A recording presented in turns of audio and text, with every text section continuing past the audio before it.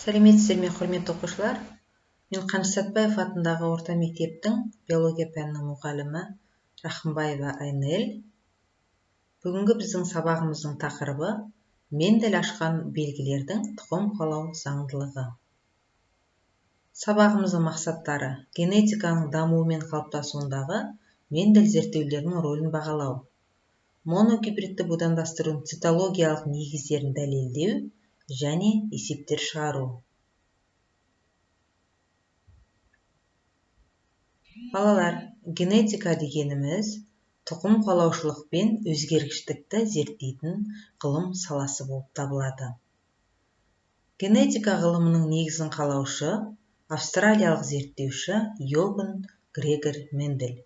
Ол 1865 жылы өсімдік будандарына жүргізілген тәжірибелер атындағы мақаласында белгілердің тұқым қуалау заңдылықтарын жариялады. Енді генетика ғылымының негізінің қалауының себебі Мендель есімімен неге байланысты? Балалар, Мендель бұршақтың жасыл және сары түстерін будандастыру арқылы тұқым қуалау заңдылықтарын анықтаған болатын. Енді Мендель зерттеу нысаны ретінде не үшін бұршақты таңдап алды? Оның бірнеше себептері болды. Бірінші себебі бірнеше белгілермен ажыратылатын көптеген іріктемелердің болуы. Келесі, бұршақ өсімдігі өсіруге өте қолайлы. Келесі себебі гүліндегі күлте жапырақшалары аталық аналықтарын жауып тұратындықтан өсімдік өздігінен тозаңданады. Келесі себебі бұршақты іріктемелерін қолдан тозаңдандыру арқылы өсімтал будандар алуға болады. Енді Мендель өзінің бірінші заңдылығында бұршақтың сары және жасыл түстерін будандастырған болатын. Бұндағы мына суретте оң жағындағы рецессивті белгі, сол жағында доминантты белгі. Яғни Мендель бұршақ өсімдігін 7 жұп белгісі бойынша зерттеу жүргізіп, тұқым қуалаушылық заңдылығын ашқан болатын. Енді доминантты дегеніміз ол басыңқы белгіні айтады. Яғни басымдылық көрсететін белгі. Рецессивті дегеніміз басылыңқы, яғни көрінбей қалатын белгі. Мына жерде сары түсі ол басыңқы, яғни доминантты белгі. Бұршақтың жасыл түсі рецессивті, яғни басылыңқы белгі. Ол латын әріптерінің үлкен әріпімен белгіленеді. Рецессивті белгі латын әрпінің кіші әріптерімен белгіленеді. Енді будандастыру дегеніміз ол әртүрлі ата-анадан алынған екі жыныс жасушаларының қосылу үдерісін айтамыз. Бір-бірінен бір жұп белгісі бойынша айырмашылығы бар дарақтарды моногибридті будандастыру деп атаймыз. Мысалы, Мендельдің бірінші, екінші заңдылығында бұршақтың тек қана бір белгісі бойынша, яғни түсі бойынша ғана будандастырған. Енді Мендельдің бірінші заңына келетін болсақ, Мендель бұршақтың жаңа айтып өттік сары түсі ол әрдайым доминантты белгі. Сары доминантты және жасыл рецессивті, жасыл және сары бұршақтарды будандастыру арқылы бірінші ұрпақта тек қана сары түсті, яғни біркелкі сары түсті бұршақ алынды. Ал генотипі бойынша гетерозиготалы, фенотипі бойынша сары. Енді гетерозиготалы дегеніміз не? Ол бірдей гаметалы болатын болса, ол гомозиготал деп аталады. Яғни екеуі де доминантты А немесе екеуі де рецессивті А болатын болса, ол генотипі гомозиготалы. Ал біреуі доминантты, біреуі рецессивті, яғни әртүрлі болатын болса, ол гетерозиготал болып табылады. Енді жаңа айтып өттік, жасыл және сары тұқымдарын будандастыру арқылы бірінші ұрпақта біркелкі сары гетерозиготалы бұршақтар алынды. Сондықтан Мендельдің бірінші заңы біркелкілік заңы деп аталады. Яғни бір-бірінен айқын бір жұп белгі бойынша ажыратылатын гомозиготалы дараларды шағылыстырғанда бірінші ұрпақта генотипі де, фенотипі де біркелкі будандар алынды. Мұны бірінші ұрпақтың біркелкілік заңы деп атады.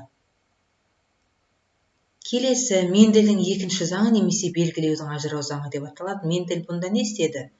Жаңағы бірінші ұрпақтан алынған гетерозиготалы сары бұршақтарды өзара будандастырды. Яғни аталығында, аналығында гетерозиготалы сары бұршақты алды және ондан екінші ұрпақтан 3 жасыл, керісінше 3 сары, 1 жасыл ұрпақ алынды. Яғни генотипі бойынша 1-дің 2-ге, 2-нің 1-ге қатынасында. Неге? Себебі 1 доминантты гомозиготалы, 2 гетерозиготалы, 1 рецессивті гомозиготалы ұрпақтар алынды. Яғни бірінші ұрпақта алынған будандарды өзара шағылыстырған кезде генотипі екінші ұрпақта белгілердің ажырауы жүрді. Сондықтан ажырау заңы деп аталады.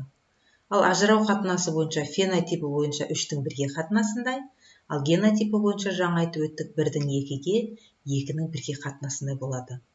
Екінші ұрпақта ата-енелерінің екеуіне де тән белгілердің көрініс беру, яғни бағанағы бірінші ұрпақта жоғалып кеткен жасыл белгі екінші ұрпақта көрініс берді.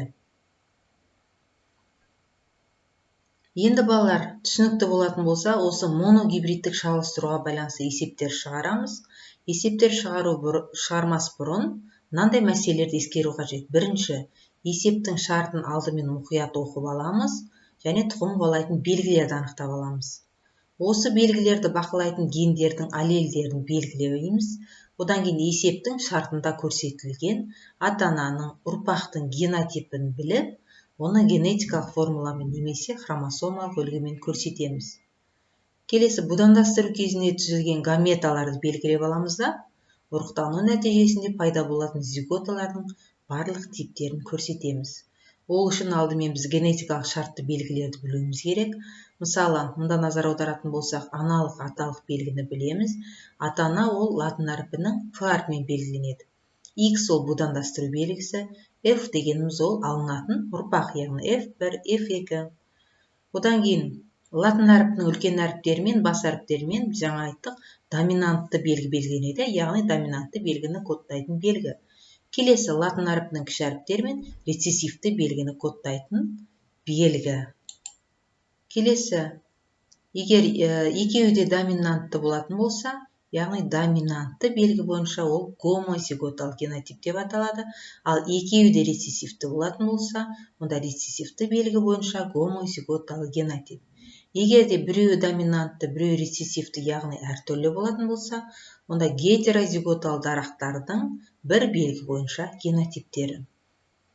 Енді мына есепке назар аударатын болсақ, генотиптер белгілене, генотиптері доминантты АА, гетерозиготал ББ, доминантты СС, гетерозиготал СС, доминантты ДД болатын ағзаларға да мүмкін болатын гаметалар табу керек деп тұр. Енді дұрыс бұл есепте, яғни доминантты А екеуі бірдей болғандықтан бір гамета алынады А, келесі әртүрлі болғандықтан екі түрлі гамета алынады ББ, келесі әртүрлі сол себепті екі түрлі гамета, Д-дан бір түрлі гамета алынады екен. Келесі есепте, тышқанда ақ реңді жүн қара реңге басымдылық жасайды дейді. Демек, ақ рең бұнда доминантты болып тұр. Гетерозиготалы аналық пен қара аталықтан қандай ұрпақ алынуы мүмкін?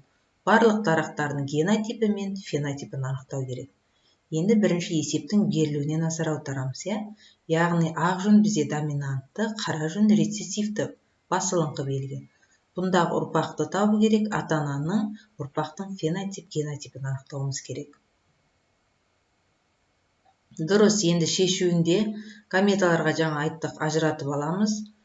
Және F1-де не пайда болды? 50% ақ жүнді, 50% қара жүнді фенотипі бойынша, Ал генотипі бойынша 50% қандай? Гетерозиготалы, 50% гомозиготалы рецессивті, Ал енді ата-ананың генотипі бұнда белгілі болып тұр, ақ жүнді деп тұр, ақ жүнді бізде қандай? Және гомозиготалы, гетерозиготалы ата-аналардың генотипі. Міне балалар, осылай есепті шығарамыз. Келесі берілген есептерді үйден шығарып келеміз. Міне гаметалар типтерін анықтау. Келесіде мына генотиптердің түстері мен пішіндерін анықтау. Мына генотиптеріне қарай отырып, фенотипін анықтау керек бұнда. Келесі мына ұрпақтардың сыртқы көрінісін анықтау. Осы есептерді үйден шығарамыз. Сабағымыз түсінікті болды деп ойлаймын. Назар аударғандарыңызға көп рахмет. Сау болыңыздар.